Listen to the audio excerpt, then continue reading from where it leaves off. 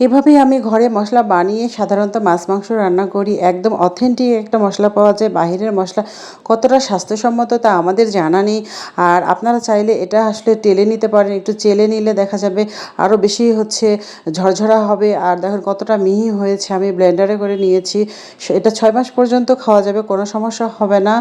আর দেখেন বাসায় সর্বপ্রকারের মশলা সবারই থাকে। আর এই সব মশলাগুলো আমি রোদে গরম করে নিয়েছি, একদম কড়া রোদে। এটা আমি কখনোই আসলে চুলায় দিয়ে গরম করি না। অনেকে চুলায় গরম করে। এখানে আমি শাহি জিরাটা নিচ্ছি। এটা যদি গরম করা হয় তাহলে শাহি জিরাটা একদম ভেজে ভেজে যাবে। এটার ফ্লেভারটা আলাদা হয়ে যায়।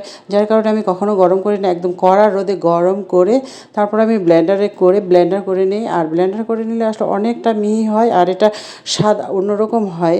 আসলে অথেন্টিক একটা মশলা দিয়ে রান্না করলে এটার স্বাদটা আসলে অন্যরকম হয়। আর দেখেন কত প্রকারের মিহি হয়েছে। আর এটা কিন্তু 6 মাস পর্যন্ত অনায়াসে খাওয়া যাবে, কোনো প্রকারের সমস্যা হবে না। এটা দিয়ে দেখেন আমি মাংস রান্না করি এবং প্রতিনিয়ত আজ পর্যন্ত কখনোই আমি আসলে বাজারের মশলা ইউজ করি না। সবসময় আমি বাসায় মশলাটা গুঁড়া করে এভাবেই আমি রান্না করি এবং অনেক বেশি স্বাদ হয়।